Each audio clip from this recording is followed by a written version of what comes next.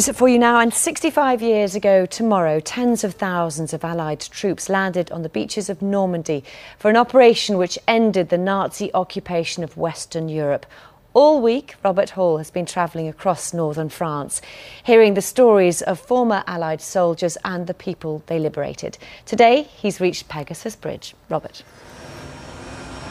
Pegasus Bridge has always been a central point for those who have links with the airborne operations which preceded the landings on the 6th of June. Hundreds of paratroops, in fact many thousands across the whole region, landed during the night of June the 5th. Today is no exception. There are crowds and crowds of people, a lot of impromptu ceremonies. But we wanted to talk about another operation, an operation so secret that one of those involved, although it's 65 years on, needed security clearance before he could speak to us.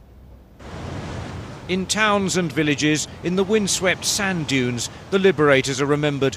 But the missions of one unit are far more difficult to trace. They were codenamed Jedburgh, groups of 3 from Britain, France and the United States, parachuted behind enemy lines, bound by total secrecy.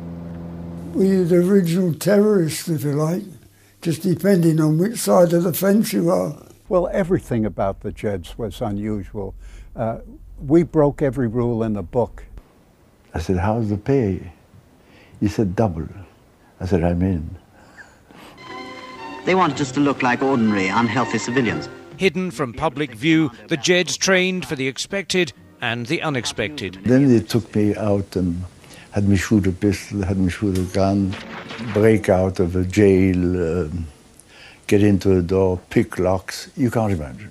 I was the perfect bandit.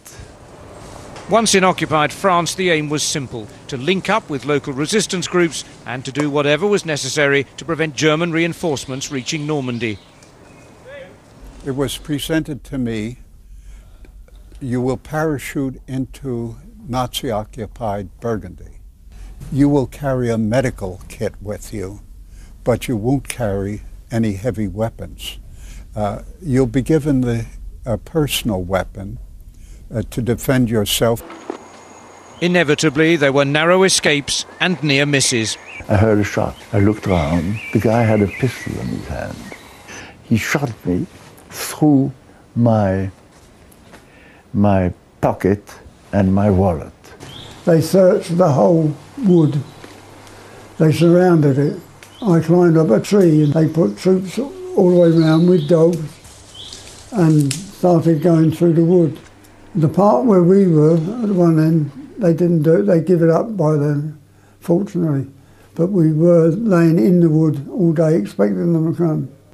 If you're in danger of being captured, you know too much to fall into the hands of the enemy and to give that information away. You're expected to take that capsule, put it in your mouth. You hold it in your cheek, and if it's necessary, you get it between your teeth and you bite down. One quick bite, inhale quickly, and it's goodbye, Charlie. The Jedburgh teams were expected to last a matter of weeks.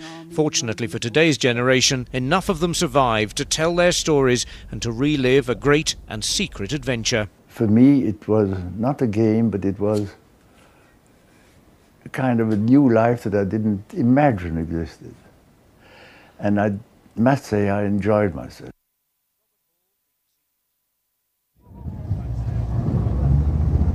Well, tomorrow the action moves to Arromanches, and you can watch events there with Fiona Bruce at 4:20 on BBC One in a special programme, D-Day, the Veterans Return. Back to you. Robert, thank you. Airbus has warned